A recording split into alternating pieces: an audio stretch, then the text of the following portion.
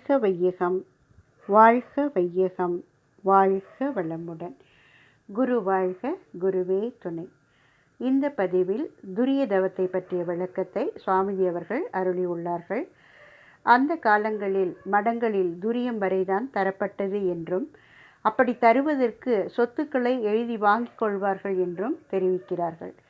துரிய தவம் என்றால் அந்த காலத்தில் தலையை தடவுவதுதான் என்றும், இன்னும் சிலர் அதை பற்றி கூலாக சொல்லும் பொழுது அவன் தலையில், அதாவது யார் துரியம் எடுக்கிறார்களோ அவர்கள் தலையில் மிளகாய் அரைச்சிட்டாங்க என்றும் கூறுவார்களாம். இதை நகைச்சுவையோடு சுவாமிஜி அவர்கள் சொல்கிறார்கள். துரியாதீதத்தில் இறைநிலையுடன் கலப்புறுவதற்கு முன் வினைகளை மாற்றி அமைக்க சரியான இடம் துரியம் எனவும் திருமூல மகானின் பாடலும் அதற்குரிய விளக்கத்தையும் சுவாமிஜி அவர்கள் கூறுகிறார்கள். தவத்தின் பெருமையையும் விளக்குகிறார்கள்.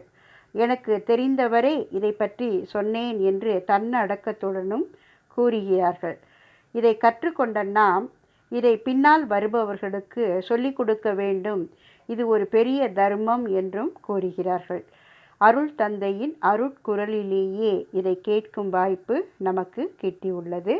கேட்டு மகிழ்வோம். நன்றி. வாழ்க வளமுடன். ஒரு பயிற்சியில துரியம் வரைக்கும் அந்த காலத்துல வந்தாங்கன்னு சொல்ற இல்லையா, எல்லாரும் துரியமா அதுக்கு மேல மடங்கள்ல கொடுக்கறது இல்ல. அப்போல்லாம் இப்ப கொடுக்க மடங்கள்ல கிடையாது. அந்த துரியம் கொடுக்கறதுன்னு சொன்னா கடைசியில இவன் இதோடு பிறவி கடலை பிறவி தொடர அறுத்துக் கொள்வான் அன்னிட்டு அவனை சொன்னா, அப்ப என்ன செய்யணும், உன்னுடைய சொத்தினுடைய லிஸ்ட் எல்லாம் கொடுக்கணும். கொடுத்தீங்கன்னா ஒரு நல்ல சொத்தா இருக்கிறதெல்லாம் டிக்கெட் ஒன்னு ரெண்டு, ஒரு 10 ஏக்கர் இருக்கும், 15 ஏக்கர் இருக்கும், அதெல்லாம் அங்கேயே எழுதி கொடுத்துடணும். கொடுத்துட்ட பிறகு துரியம் கொடுப்பான். இவனோட வந்து அங்க 4 பேரு உள்ள வரக்கூடாது, அங்கேயே இருந்து, ஆனா தூரத்துல இருந்து பார்த்துக்கிட்டு இருக்கான் என்ன செய்வான்னு. இது தெரியுது தூரத்துல. அப்புறம் வந்தா கையெழுத்து போட்டுட்டான். அந்த நிலமெல்லாம் இவன் ஆயிப்போச்சு, மடத்துக்கு ஆயிப்போச்சு.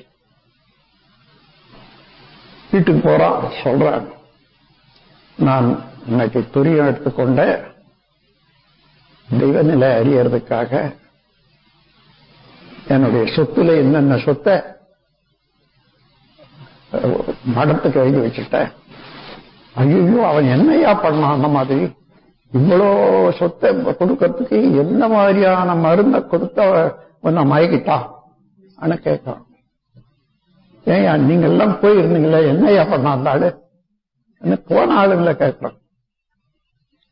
எனக்கு அதெல்லாம் ஒண்ணும் தெரியாது, நாங்க தூரத்துல இருந்து பார்த்தோம். தலைய தடவணும்,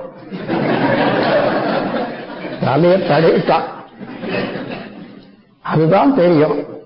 அப்புறம் உடனே கொஞ்ச நேரம் பொறுத்து வந்து கையெழுத்து போட்டான். துரியம்னா அந்த காலத்துல இதுபடி தலைய தடவத்தான். இன்னும் சிலர் வந்து அதை குருடா சொல்ற போது அவன் தலையில முழக்க அரைச்சிட்டாங்க.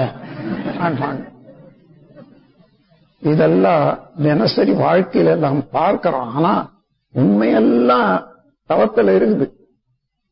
அது மாறி இப்படி வந்திருக்கு. நண்பர்களே, இதுல துரியத்தை பத்தி சொல்லணும்னா, துரியாதீதோ இறைநிலையோட கலக்கிறதுக்கு அதுக்கு முன்ன வினைப்பயனெல்லாம் தாண்டி வினைகளை எல்லாம் மாற்றி அமைக்கிறதுக்கு துரியம்தான் சரியான இடம். துரியத்தை பத்தி சொல்ற போது மகான்கள் என்ன சொல்றாங்கன்னா, தன்னை அறிந்த தத்துவ ஞானிகள் முன்னை வினையின் முடிச்ச எழுப்பார்கள். முன்னை வினைன்னா சஞ்சித கர்மம், நீண்ட காலமா தொடர்ந்து வரக்கூடிய கர்மத்துக்கு முன்னை வினைன்னு பேரு. சஞ்சித கர்மம்னு சொல்லுவார். முன்னை வினையின் முடிச்ச எழுப்பார்கள், பின்னை வினையை பிடித்து பிசுவார்கள். பின்னாலே ஏற்பட்ட வினை பயன்கள், அதாவது அப்பப்போ நினைக்கிறோமே இதை பிடித்து பிசைவார்கள், ஆராய்ச்சி செய்வார்கள். சென்னையில் வைத்த சிவன் அருளாலே உச்சத்துல கொண்டு வந்த சக்தியை வச்சதுனால, சிவனை அங்க மேல வச்சதுனால இவ்வளவு நலம் உண்டாகும். இப்போ எல்லாரும் தவம் செய்றீங்க. அந்த தவத்தினுடைய பெருமையை விளங்கி கொண்டு செய்யற போது அது தனியாக அதுல ஒரு அமைதியும் மன மகிழ்ச்சியும் திருப்தியும் ஏற்படும். அதற்காகத்தான் தவத்தினுடைய பெருமையை உணரணும்னு சொன்னா மன அலைச்சூழலை விரைவை குறைச்சிக்கிட்டே வந்து எல்லா எதையும் பழகிக்கொண்டா நீங்க எதை நினைக்கிறீங்க, எதை செய்யணும்னு நினைக்கிறீங்களோ அதுக்கு தகுந்தவாறு அங்க கூட்டி கொடுக்கும். நான் எனக்கு இந்த மன அலைச்சூழல் வரணும்னு நினைச்சா வராது, அதனாலேயே போகும். அதனால பழக பழக பழக பழக ஓர்மை, கூர்மை, நேர்மை, சீர்மை இந்த 4 தன்மைகளும் மனதுக்கு ஏற்படும் என்பதை நீங்களே அவங்க அனுபவத்துல போக போக தெரிஞ்சு கொள்ளலாம். இப்பவே புரியும். ஆகவே இந்த அருமையான துரிய தவத்தை பற்றி விளக்கும்படியாக NLP அவர்கள் உங்கள் சார்பில் கேட்டுக்கொண்டார்கள்.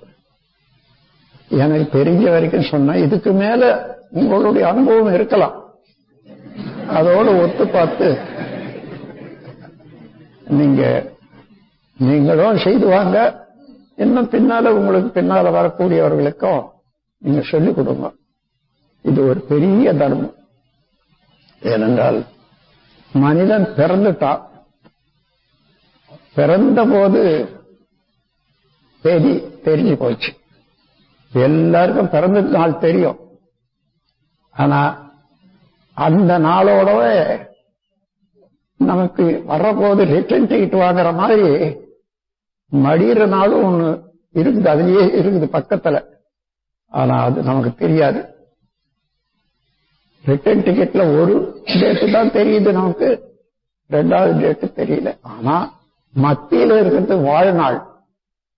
அந்த வாழ்நாள்ல துன்பம் இல்லாத இருக்கணும் என்றால் எந்த பொருள் அனுபவத்திற்கு வந்தாலும் அளவு முறை மீறினா அங்க துன்பம் தான் உண்டாம்.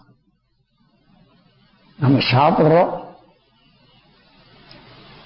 உடலுக்கு நல்லது, அளவோடு சாப்பிட்டாதானே, முறையோடு சாப்பிட்டாதானே. எந்த அளவு முறை மீறுகிறதோ எந்த இன்பத்துல அது தானாகவே துன்பமாக மாறிவிடும். 2 இல்லை, அளவு முறை மீறுற போது இன்பமே துன்பமாக மாறிவிடும். அப்போ அதுக்கு விளக்கம் வேணும், கூர்மை வேணும், நேர்மை வேணும். இது எல்லாம் துரியத்தின் மூலமாக, துரிய தவத்தின் மூலமாக தானாகவே ஒவ்வொருவருக்கு ஏற்படும் என்று கூறி இந்த வாய்ப்பை எனக்கு கொடுத்த NLP அவர்களுக்கு வாழ்த்து வணக்கம் கூறி உங்கள் அனைவருக்கும் இன்று மேற்கொண்டு இந்த விளக்கம்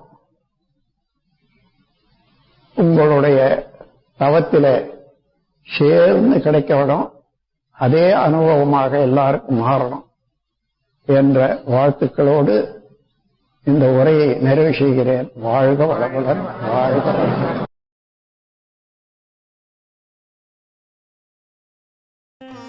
வாழ்க வளமுடன். ஸ்கை வேதாத்ரி அமுதம் சேனலை சப்ஸ்கிரைப் பண்ணாதவங்க சப்ஸ்கிரைப் பண்ணுங்க, பெல் பட்டனை டச் பண்ணுங்க. அப்போ தான் நாங்கள் போடுற எல்லா வீடியோஸும் உங்களுக்கு கிடைக்கும்.